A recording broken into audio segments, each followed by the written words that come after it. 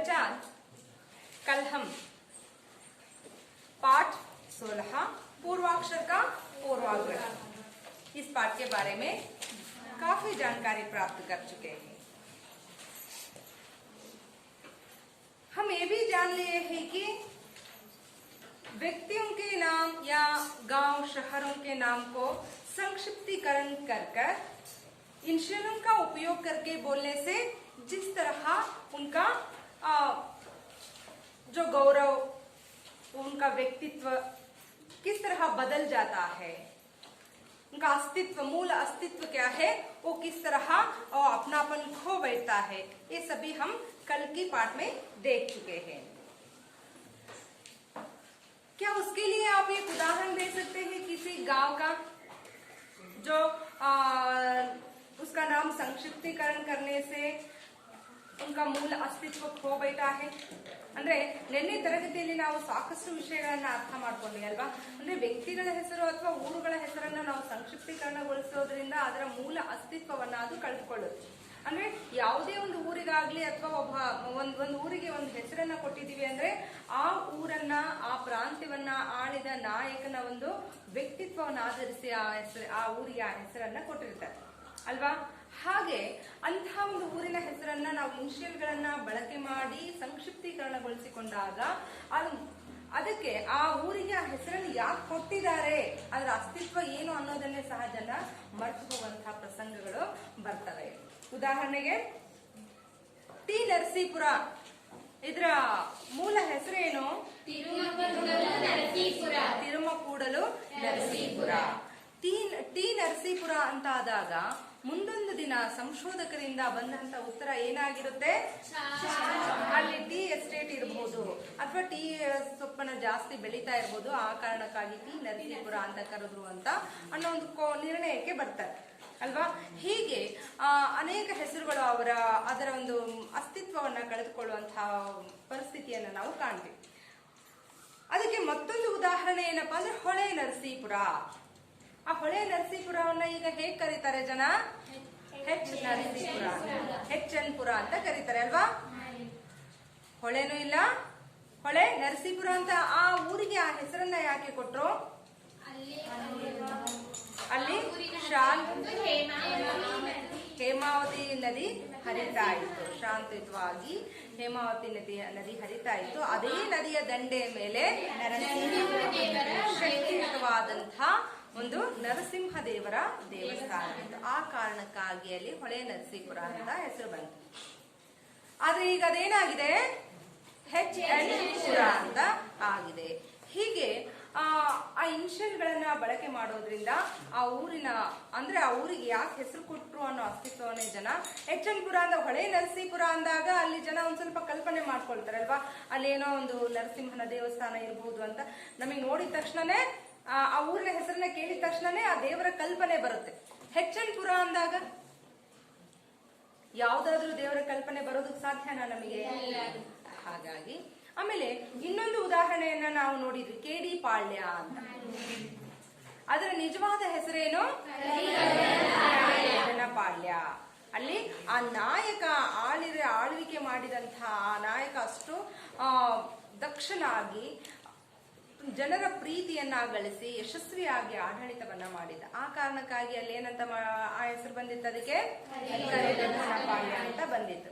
ಈಗಾದ್ರೆ ಆ ನಾಯಕನ ಹೆಸರನ್ನ ಮರ್ತು ಬಿಡ್ತಾರೆ. ಕೆಡಿ ಪಾಳ್ಯ ಅಂತ ಆದ ತಕ್ಷಣ ಅಲ್ಲಿ ನಾಯಕನ ನೆನಪು ಸಹ ಬರೋದಿಲ್ಲ. ಅಲ್ಲಿ ಯಾರು ಕಲ್ಪನೆ ಏನಾದ್ರೂ ಮಾಡ್ಕೊಳ್ತಾರ, ಆ ಊರನ್ನ ಯಾರೋ ಒಬ್ಬ ಒಳ್ಳೆಯ ಅಧಿಕಾರಿ, ಒಳ್ಳೆಯ ರಾಜ ಆಳ್ವಿಕೆ ಮಾಡಿದ್ದ ಅಂತ ಕೆಡಿ ಪಾಳ್ಯ ಅಂತಂದಾಗ ಜನರ ಕಲ್ಪನೆಗೆ ಬರುವಂತದ್ದೇನೋ ತುಂಬಾ ಜನ ಕೇಡಿಗಳಿದ್ರೇನೋ, ಭಯಂಕರವಾಗಿದ್ರೇನೋ ಅಲ್ಲಿ ಊರಿಗೆ ಹೋದವ್ರನ್ನೆಲ್ಲ ಅವರು ದರೋಡೆ ಮಾಡ್ತಾ ಇದ್ರು, ಕೊಳ್ತಾ ಇದ್ರು, ಕಿರುಕುಳ ಕೊಡ್ತಾ ಇದ್ರು.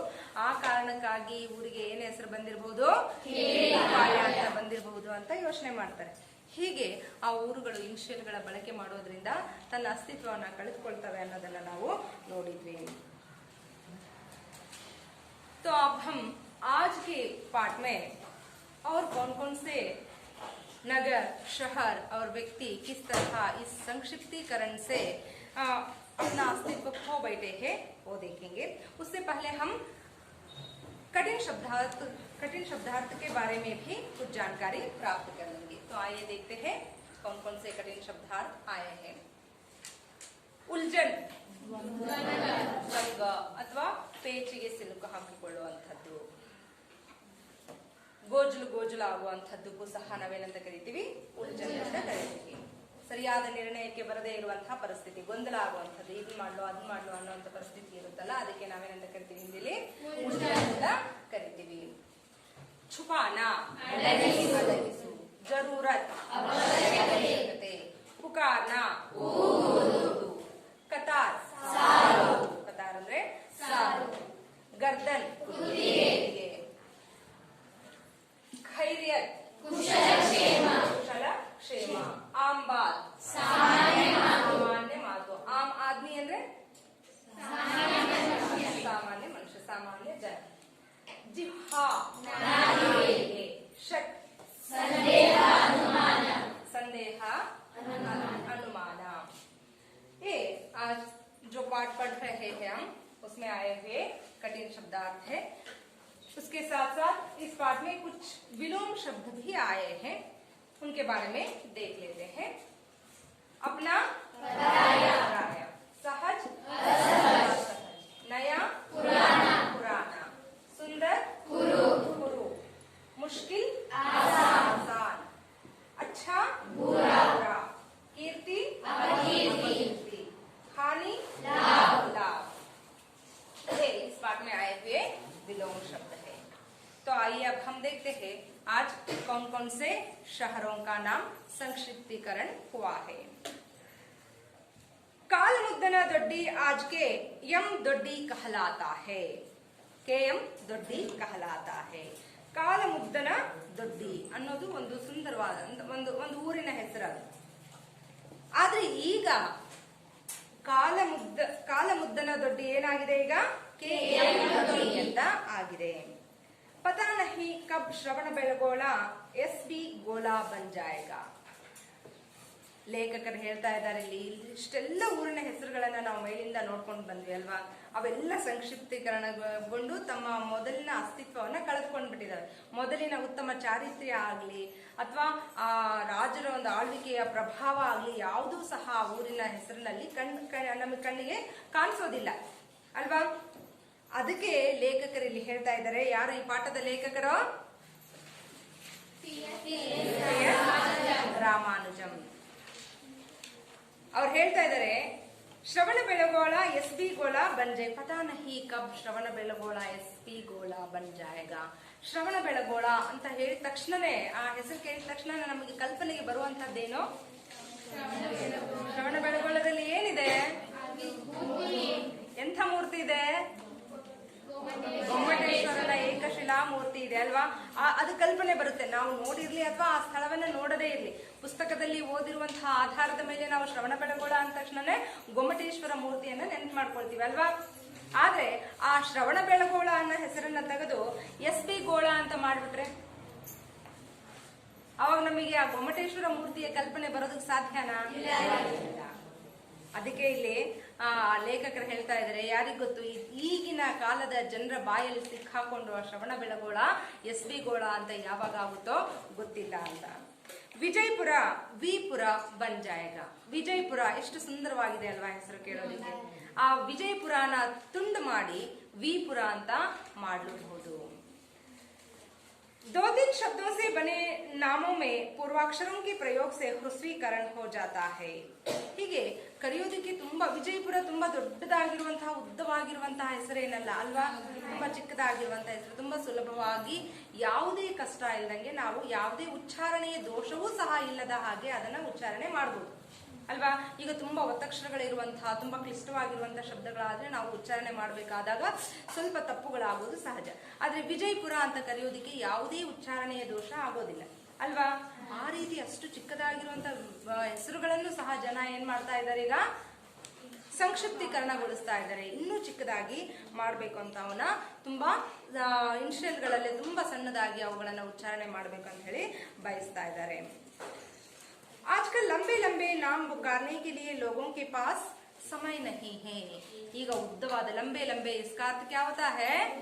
ಉದ್ದವಾದ, ತುಂಬಾ ಉದ್ದವಾದಂತಹ ಹೆಸರುಗಳನ್ನ ಕರೆಯೋದಕ್ಕೆ ಈಗ ಜನರ ಬಳಿ ಸಮಯ ಇಲ್ಲ. ಸಮಯ ನಹಿ ಹೇ, ಸಮಯನೇ ಇಲ್ಲ. ಅಷ್ಟೊಂದು ಬ್ಯುಸಿ ಆಗಿದ್ದಾರೆ, ಅಷ್ಟೊಂದು ಕೆಲಸದಲ್ಲಿ ನಿರತರಾಗಿದ್ದಾರೆ. ಏಕ್ ಜಮಾನಾ ಥಾ ಜಬ್ ತಿರುಮಲೆ श्रीनिवास वरद रंगनाथ देशिक ताताचार्य आदि नाम रखे जाते थे. ಮಕ್ಕಳೇ ಇಲ್ಲೊಂದು ಗಮನಿಸಿ, ಇದು ಈಗ ನಾವು ಓದಿದ್ದಷ್ಟು ಒಬ್ಬರದೇ ಹೆಸರು. ಏನೋ ಒಂದು ಕಾಲ ಇತ್ತು, ಏಕ್ ಜಮಾನಾಥ ಅಂದ್ರೆ ಅದು ಒಂದು ಕಾಲ ಇತ್ತು. ಆ ಕಾಲದಲ್ಲಿ ಹೆಸರುಗಳನ್ನ ಉದ್ದವಾಗಿ ಇಟ್ಕೊಳ್ತಾ ಇದ್ರು. ನಾವು ಪಾಠ ಮಾಡಿದ ಮುಂಚೆನೆ ಹೇಳ್ದೆ ಅಲ್ವಾ, ಮೊದಲು ವ್ಯಕ್ತಿಯ ಹೆಸರು, ಆಮೇಲೆ ಅವ್ರ ತಂದೆ ಹೆಸರು, ಅವರ ಮನೆ ಹೆಸರು, ಅವ್ರ ಊರ ಹೆಸರು ಎಲ್ಲ ಬರ್ತಿತ್ತು ಅದ್ರಲ್ಲಿ ಅಲ್ವಾ. ಹಾಗೆ ಹೆಸರುಗಳನ್ನ ಇಟ್ಕೊಳ್ತಾ ಇದ್ರು. ಇಲ್ಲಿ ಲೇಖಕರು ಒಂದು ಹೆಸರನ್ನ ಉದಾಹರಣೆಯಾಗಿ ಕೊಟ್ಟಿದ್ದಾರೆ. ತಿರುಮಲೆ ಶ್ರೀನಿವಾಸ ವರದ್ ರಂಗನಾಥ್ ದೇಶಿಕ್ ತಾತಾಚಾರ್ಯ, ಇದು ಒಬ್ಬ ವ್ಯಕ್ತಿಯ ಹೆಸರು. ಇಂಥದ್ದೇ ಹೆಸರುಗಳನ್ನ ಆಗ ಇಟ್ಕೊಳ್ತಾ ಇದ್ರು. ಎಲ್ಲರ ಹೆಸರುಗಳು ಹೀಗೆ ಉದ್ದವಾಗಿ ಇರ್ತಾ ಇದ್ವು. ಸುಬಹ ನಾಮ್ ಪುಕಾರ್ನ ಪ್ರಾರಂಭ ಕರೋತೋ ಸಮಾಪ್ತ ಹೋತೆ ಹೋತೆ ಶಾಮ್ ಹೋ ಜಾತಿ ಥಿ. ಬೆಳಗ್ಗೆ ಅಂದ್ರೆ ಲೇಖಕರು ಒಂದು ಸಣ್ಣ ಉದಾಹರಣೆಯನ್ನ ಕೊಟ್ಟು ಹೇಳಿರುವಂತದ್ದು. ಬೆಳಗ್ಗೆ ಆ ವ್ಯಕ್ತಿಯ ಹೆಸರನ್ನ ಹೇಳೋದಕ್ಕೆ ಪ್ರಾರಂಭ ಮಾಡಿದ್ವಿ ಅಂದ್ರೆ ಆ ವ್ಯಕ್ತಿಯ ಹೆಸರು ಕೊನೆಗೊಳ್ಳುವಷ್ಟೊತ್ತಿಗೆ ಏನಾಗಿರ್ತಾ ಇತ್ತು? ಸಂಜೆ ಆಗಿರ್ತಾ ಇತ್ತು. आज समयाभाव के कारण हम मोहन संदीप जैसे छोटे छोटे नाम रख रहे हैं. ಇಂದು ಜನರ ಬಳಿ ಸಮಯದ ಅಭಾವ ಇರುವ ಕಾರಣಕ್ಕಾಗಿ, ಅಂದ್ರೆ ಜನರಿಗೆ ಈಗ ದಿನದ 24 ಗಂಟೆಗಳ ಕಾಲ ಸಾಕಾಗ್ತಾ ಇಲ್ಲ ಅಲ್ವಾ, ಅಷ್ಟೊಂದು ಕೆಲಸದಲ್ಲಿ ನಿರತರಾಗಿದ್ದಾರೆ ಅಲ್ವಾ. ಹಾಗೆ ಅಂದ್ರೆ ಇಲ್ಲಿ ಲೇಖಕರು ಅದನ್ನ ವ್ಯಂಗ್ಯ ಮಾಡಿ ಹೇಳ್ತಾ ಇದ್ದಾರೆ. ಅಂದ್ರೆ ಇಲ್ಲಿ ಆ ಇಂದಿನ ಮನುಷ್ಯ ಏನ್ ಮಾಡಿದಾನೆ, ಯಂತ್ರಗಳಿಗೆ ಅವಲಂಬಿತವಾಗಿದ್ದಾನೆ. ತನ್ನ ಸಮಯವನ್ನ ಹಿಂದೆ ಆದ್ರೆ ರೈತರೆಲ್ಲ ಹೊಲದಲ್ಲಿ ಕಷ್ಟಪಟ್ಟು ಕೆಲಸ ಮಾಡ್ತಾ ಇದ್ರು, ಮನೆಯಲ್ಲಿ ಹೆಣ್ಮಕ್ಳು ಎಲ್ಲ ಕೆಲಸಗಳನ್ನು ಕೈಯಿಂದಲೇ ಮಾಡ್ತಾ ಇದ್ರು, ಬೀಸೋದಾಗಿರ್ಬೋದು ಅಲ್ವಾ. ಅವನ್ನೆಲ್ಲ ಆದ್ರೆ ಈಗೇನ್ ಮಾಡ್ತಾರೆ, ಗಿರಣಿಗೆ ತಗೊಂಡೋಗ್ಬಿಡ್ತಾರಲ್ವಾ.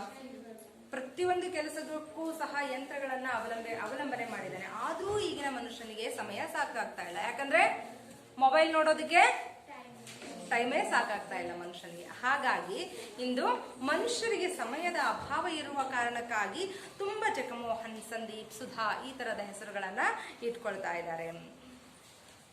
ಲೇಕಿನ್ ಶಹರೋ गांवों के नामों को तो उनके हाल पर ही छोड़ सकते थे. हाल ಅಂದ್ರೆ ಸ್ಥಿತಿ.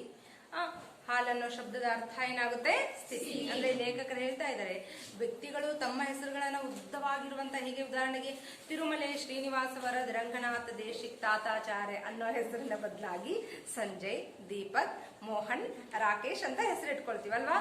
ಈ ತರ ವ್ಯಕ್ತಿಗಳು ತಮ್ಮ ತಮ್ಮ ಹೆಸರುಗಳನ್ನ ತಮ್ಮ ಇಚ್ಛೆಯಂತೆ ಇಟ್ಕೊಳ್ಳಿ, ಯಾಕಂದ್ರೆ ಅದು ಅವರ ಇಚ್ಛೆ ಅಲ್ವಾ.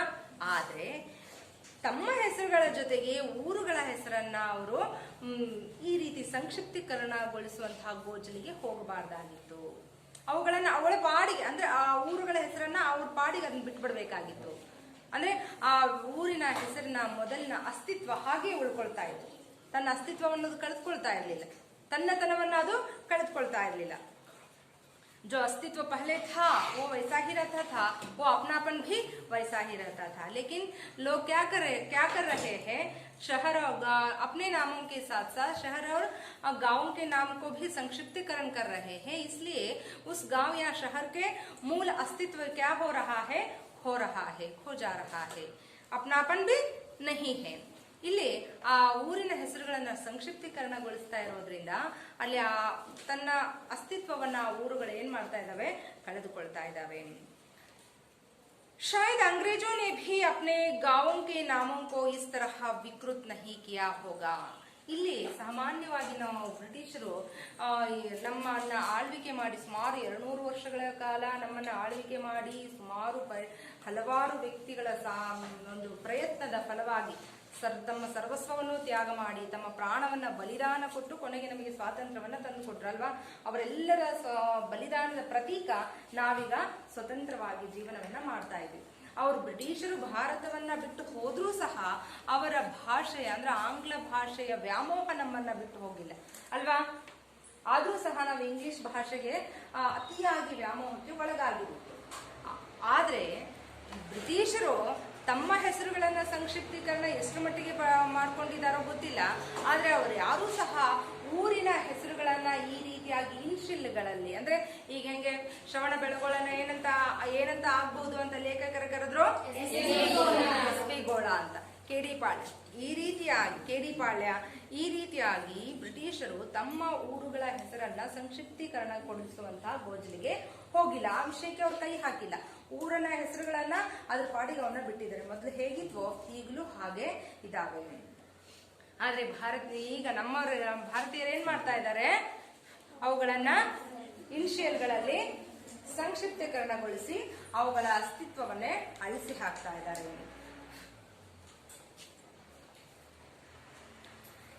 इस एक विषय में हम उनसे भी आगे बढ़ गए हैं और सब नामों को हमने छोटे छोटे ಫಾರ್ಮುಲೋं की तरह बना डाला है. ಇದೊಂದು ವಿಷಯದಲ್ಲಿ ನಾವು ಬ್ರಿಟಿಷರಿಗಿಂತಲೂ ತುಂಬಾ ಫಾಸ್ಟ್ ಆಗಿ ಮುಂದೆ ಹೋಗಿದ್ದೀವಿ ಅಲ್ವಾ? ಯಾಕಂದ್ರೆ ಅವ್ರು ಯಾರು ಆ ಕೆಲಸವನ್ನ ಮಾಡಿಲ್ಲ. ಆದ್ರೆ ನಾವೇನ್ ಮಾಡಿದ್ವಿ, ನಮ್ಮೆಲ್ಲ ದೊಡ್ಡ ದೊಡ್ಡ ಉದ್ದವಾಗಿರುವಂತಹ ಊರಿನ ಹೆಸರುಗಳನ್ನೆಲ್ಲ ಸಂಕ್ಷಿಪ್ತೀಕರಣಗೊಳಿಸಿದೀವಿ.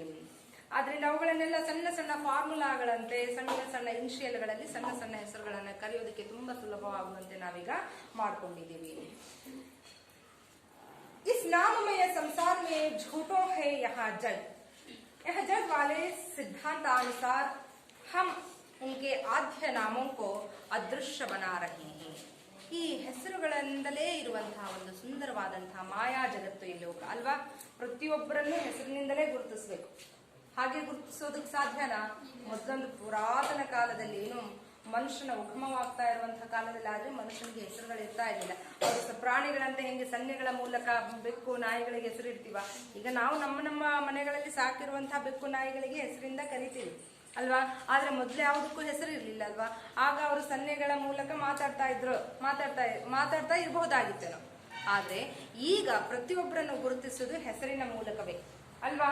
ಇಂಥ ಒಂದು ಸಂದರ್ಭದಲ್ಲಿ, ಇಂಥ ಒಂದು ಜಗತ್ತಿನಲ್ಲಿ ಆ ಮೂಲ ಹೆಸರನ್ನ ನಾವು ಅಳಿಸಿ ಹಾಕಿ ಅವುಗಳಿಗೆ ಇನಿಷಿಯಲ್ಗಳನ್ನ ಕೊಟ್ಟು ನಾವು ಸಣ್ಣದಾಗಿಸಿದಾಗ ಅವಕ್ಕೇನಾಗುತ್ತೆ ಅಂದ್ರೆ, ನಮಗೆ ಗೊತ್ತಿರುತ್ತೆ ಆ ಹೆಸರನ್ನ, ಆ ಊರಿಗೆ ಯಾಕೆ ಆ ಹೆಸರು ಬಂತು ಅಂತ ಅಲ್ವಾ? ಶ್ರವಣ ಬೆಳಗೊಳ ಅಲ್ಲಿ ಒಂದು ಗೊಮ್ಮಟೇಶ್ವರನ ಮೂರ್ತಿ ಇರೋದ್ರಿಂದ, ಅದೊಂದು ಪ್ರವಾಸಿ ಕೇಂದ್ರವಾಗಿರೋದ್ರಿಂದ ನಾವು ಅದಕ್ಕೆ ಆ ಹೆಸರನ್ನ ಕೊಟ್ವಿ ಅಲ್ವಾ?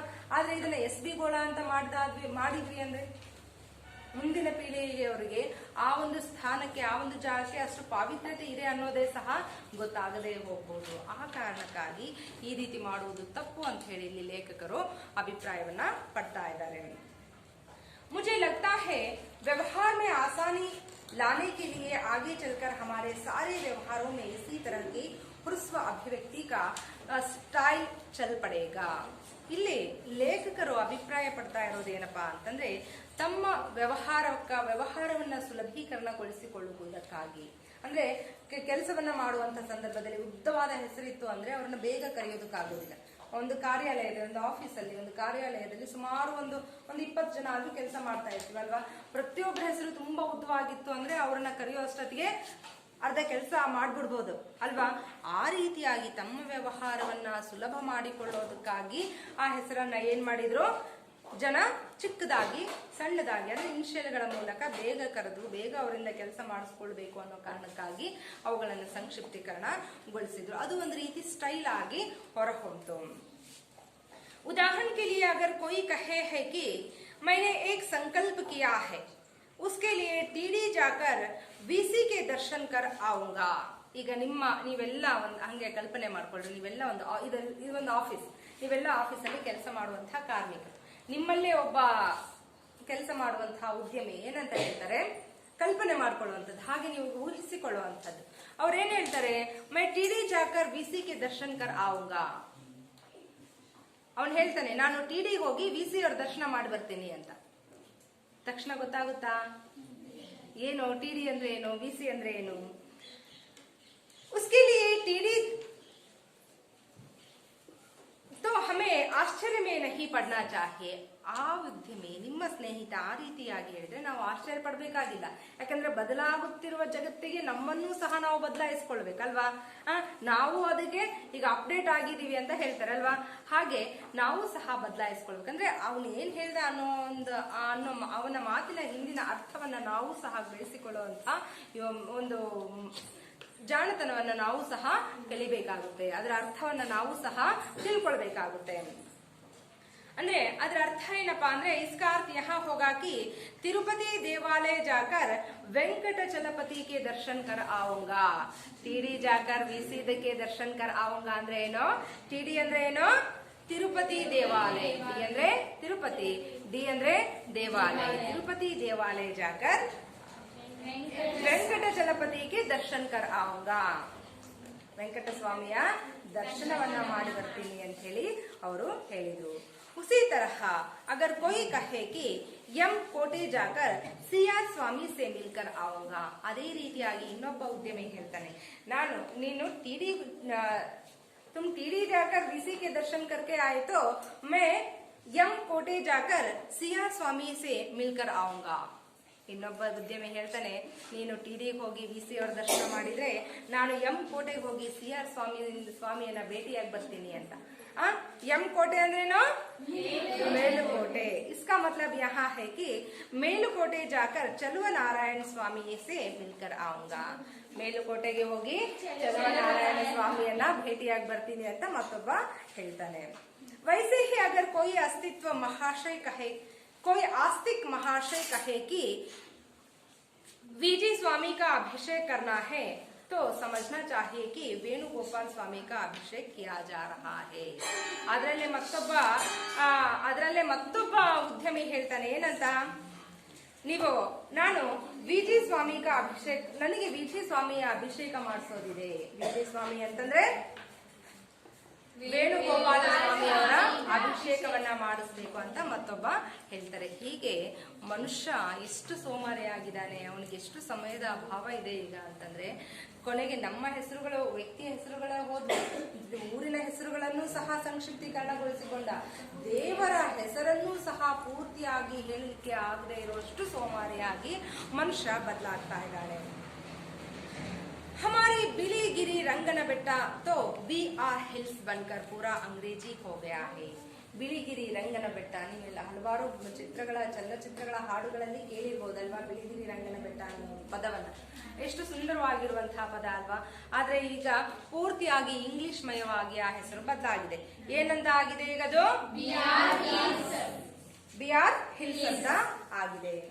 उसमें वास्तव्य करने वाला रंगनाथ स्वामी भी RN स्वामी बन गया है. ಆ ಬಿಳಿಗಿರಿ ರಂಗನ ಬೆಟ್ಟ BR ಹಿಲ್ಸ್ ಆಗಿದೆ. ಅಲ್ಲಿ ವಾಸ್ತವ್ಯ ಮಾಡುವಂತಹ, ಅಲ್ಲಿ ನೆಲೆಸಿರುವಂತಹ ದೇವರು ರಂಗನಾಥ ಸ್ವಾಮಿ ಏನಾಗಿದೆ ಈಗ? RN ಸ್ವಾಮಿ ಆಗಿದ್ದಾರೆ. ಅವರು ಸಹ ಏನಾಗಿದ್ದಾರೆ ಇವಾಗ? RN ಸ್ವಾಮಿ ಆಗಿ ಬದಲಾಗಿದ್ದಾರೆ. आप DR दुर्गा जानते हैं? ನಿಮಗೆ DR ದುರ್ಗಾ ಅಂದ್ರೆ ಯಾವ್ದು ಗೊತ್ತಾ? ವಹಿ ಅಪ್ನ ದೇವರಾಯನ ದುರ್ಗಾ. ದೋ ಸ್ವಾಮೀಜಿ रहते हैं. ಅಲ್ಲಿ ಇಬ್ರು ದೇವರುಗಳನ್ನ ನಾವು ಕಾಣಬಹುದು. ಏಕ್ ಹೇ YN ಸ್ವಾಮಿ, ಒಬ್ರು YN ಸ್ವಾಮಿ ಮತ್ತು ಇನ್ನೊಬ್ರು BN ಸ್ವಾಮಿ. ಅಂದ್ರೆ ಯೋಗ ನರಸಿಂಹ ಸ್ವಾಮಿ ಮತ್ತು ಭೋಗ ನರಸಿಂಹ ಸ್ವಾಮಿ. ಯೋಗ ನರಸಿಂಹ ಸ್ವಾಮಿ ಮತ್ತು ಭೋಗ ನರಸಿಂಹ ಸ್ವಾಮಿಯ ಸಂಕ್ಷಿಪ್ತೀಕರಣದ ಹೆಸರೇನು? YN ಸ್ವಾಮಿ ಮತ್ತು BN ಸ್ವಾಮಿ. नरसीपुर में GN स्वामी रहते हैं, यानी ಗುಂಜಾ ನರಸಿಂಹ ಸ್ವಾಮಿ. ಅಲ್ಲಿ ಅದರ ಮತ್ತೊಂದು ಊರಾದಂತಹ ನರಸೀಪುರದಲ್ಲಿ ಸಹ ಒಬ್ರು ದೇವರಿದ್ದಾರೆ. ಅವರ ಹೆಸರೇನು? GN ಸ್ವಾಮಿ, ಅಂದ್ರೆ ಗುಂಜಾ ನರಸಿಂಹ ಸ್ವಾಮಿ. ಹೀಗೆ ಮನುಷ್ಯ ಇಂದು ಕೇವಲ ಊರುಗಳ ಹೆಸರಲ್ಲ, ದೇವರ ಹೆಸರುಗಳನ್ನು ಸಹ ಸಂಕ್ಷಿಪ್ತೀಕರಣಗೊಳಿಸಿಕೊಂಡು ಏನ್ ಮಾಡ್ತಾ ಇದ್ದಾರೆ, ಅವುಗಳ ಒಂದು ಅಸ್ತಿತ್ವವನ್ನು ಸಹ ಇಲ್ಲಿ, ದೇವರ ಅಸ್ತಿತ್ವವನ್ನು ಸಹ ಇಲ್ಲಿ ಅಳಿಸಿ ಹಾಕ್ತಾ ಇದ್ದಾರೆ. अत्यंत मनोहर सुंदर वृंदावन गार्डन्स वाला कृष्ण राज सागर आज नीरस KR सागर हो गया है. ಕೃಷ್ಣ ರಾಜಸಾಗರ ಎಷ್ಟು ಚಂದ ಇದೆ ಅಲ್ವಾ ಕೇಳೋದಕ್ಕೆ ಆ ಹೆಸರು. ಈಗೇನಾಗಿದೆ, ಜನರ ಬಾಯಲ್ಲಿ ಸಿಕ್ಕಾಕೊಂಡದು KRS ಅಂತ ಆಗಿದೆ. इसका लघुकरण वहीं पर नहीं रुका है, वहाँ KRS बनकर अंग्रेजी वर्णमाला के 3 अक्षरों में सिमट कर अपनी पहचान ही खो बैठा है. KRS ಅಂತ ಅದು ಅಲ್ಲಿಗೆ ನಿಂತಿಲ್ಲ. ಅದು ಕೇವಲ 3 ಅಕ್ಷರಗಳಲ್ಲಿ, ಇಂಗ್ಲಿಷ್ನ 3 ಇನಿಷಿಯಲ್ಗಳಲ್ಲಿ KRS 3 ಅಕ್ಷರಗಳಲ್ಲಿ ಏನಾಗಿದೆ, ಸಂಕ್ಷಿಪ್ತೀಕರಣಗೊಂಡಿದೆ. ಈ ರೀತಿಯಾಗಿ ಪೂರ್ತಿಯಾಗಿ ಇಂಗ್ಲಿಷ್ ವ್ಯಾಮೋಹಕ್ಕೆ ಒಳಗಾಗಿ ಅದು ಇಂಗ್ಲಿಷ್ ಇನಿಷಿಯಲ್ಗಳಲ್ಲಿ ಈಗ ಬಳಕೆ ಆಗ್ತಾ ಇದೆ. ತನ್ನ ಮೂಲ ಅಸ್ತಿತ್ವವನ್ನೇ ಅದು ಕಳೆದುಕೊಳ್ತಾ ಇದೆ. ಯಹ ಭಿ ಹಮಾರ ದುರ್ದೈವ ಹೈ, ಇದೆಲ್ಲ ನಮ್ಮೆಲ್ಲರ ಒಂದು ದುರ್ಭಾಗ್ಯವೇ ಸರಿ. ಶ್ರೀರಂಗಪಟ್ಟಣ SR ಪಟ್ಟಣ ಬನ್ಕರ್ ರಂಗನಾಥ ಸ್ವಾಮಿ ಆಜ್ RN ಸ್ವಾಮಿ ಬನ್ ಗಯಾ ಹೈ. ಶ್ರೀರಂಗಪಟ್ಟಣ ಅನ್ನೋ ಹೆಸರು ಏನಾಗಿದೆ, ಈಗ SR ಪಟ್ಟಣ ಆಗಿದೆ. ರಂಗನಾಥ ಸ್ವಾಮಿ ಆಜ್ RN ಸ್ವಾಮಿ ಬನ್ ಗಯಾ ಹೈ. ರಂಗನಾಥ ಸ್ವಾಮಿ ಏನಾಗಿದೆ, ಈಗ RN ಸ್ವಾಮಿ ಆಗಿದೆ. ಹೀಗೆ ಮನುಷ್ಯ ಇಂದು ತನ್ನ ಹೆಸರುಗಳ ಜೊತೆಗೆ ಊರಿನ ಹೆಸರುಗಳನ್ನು ಸಂಕ್ಷಿಪ್ತೀಕರಣಗೊಳಿಸಿಕೊಂಡು ಜೊತೆಗೆ ದೇವರ ಹೆಸರುಗಳನ್ನು ಸಹ, ಏನಂದ್ರೆ ಈಗ ಸಾಮಾನ್ಯವಾಗಿ ನಮ್ಮ ಹಿರಿಯರು ಮನೆಯಲ್ಲಿ ಅಜ್ಜ ಅಥವಾ ಅಜ್ಜಂದಿರಿದ್ರೆ ನೀವು ಕೇಳಿರ್ಬೋದು, ದೇವರ ಪೂಜೆಯನ್ನ ಮಾಡಿ ಸ್ನಾನ ಮಾಡಿದ ಆದ ತಕ್ಷಣನೇ ಪೂಜೆ ಮಾಡಿ ಅಂತ ಹೇಳ್ತಾರೆ, ದೇವರ ಧ್ಯಾನವನ್ನ ಮಾಡಿ ಅಂತ ಹೇಳ್ತಾರೆ ಅಲ್ವಾ. ಆದ್ರೆ ಮನುಷ್ಯ ಈಗ ಧ್ಯಾನ ಮಾಡೋದು ದೂರ ಇರಲಿ, ಆ ದೇವಸ್ಥಾನಗಳಿಗಿರುವಂತಹ ಹೆಸರುಗಳನ್ನ ಅಥವಾ ದೇವರುಗಳ ಉದ್ದವಾಗಿರುವಂತಹ ಹೆಸರುಗಳನ್ನು ಕರೆಯೋದಕ್ಕೆ ಒಂದೇ ಒಂದ್ಸಲ ಯಾವ ದೇವಸ್ಥಾನಕ್ಕೆ ಹೋಗ್ತಾ ಇದ್ದೀರಿ ಅಂದ್ರೆ ಚಂದಾಗಿ ಹೇಳ್ಬೋದಲ್ವಾ ದೇವರ ಹೆಸರನ್ನ ಅಲ್ವಾ. ಶ್ರವಣ ಬೆಳಗೊಳಕ್ಕೆ ಹೋಗ್ತಾ ಇದ್ದೀನಿ ಅಂತ ಹೇಳಕ್ಕೆ ಅದೇನು ದೊಡ್ಡದಾಗಿರುವಂತಹ ಹೆಸರಲ್ಲ. ಈಗ ಅದೇನಾಗಿದೆ, ಈಗ ಮನುಷ್ಯನ ಕೈಯಲ್ಲಿ ಸಿಕ್ಕಾಕೊಂಡು SB ಗೋಳ ಅಂತ ಆಗಿದೆ. ಹೀಗೆ ಮನುಷ್ಯ ದೇವರ ನಾಮಸ್ಮರಣೆಯನ್ನು ಮಾಡೋದಕ್ಕೂ ಸಹ ಏನ್ ಮಾಡ್ತಾ ಇದ್ದಾನೆ, ಈಗ ಹಿಂದೆ ಮುಂದೆ ನೋಡ್ತಾ ಇದ್ದಾನೆ. ಅವುಗಳನ್ನೆಲ್ಲ ಸಂಕ್ಷಿಪ್ತೀಕರಣಗೊಳಿಸಿ ಅದರ ಅಸ್ತಿತ್ವವನ್ನ ಅಳಿಸಿ ಹಾಕ್ತಾ ಇದ್ದಾನೆ.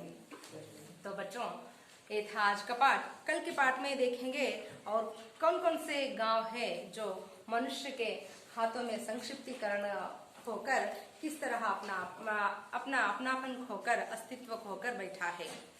तो तब तक के लिए आप सभी को धन्यवाद.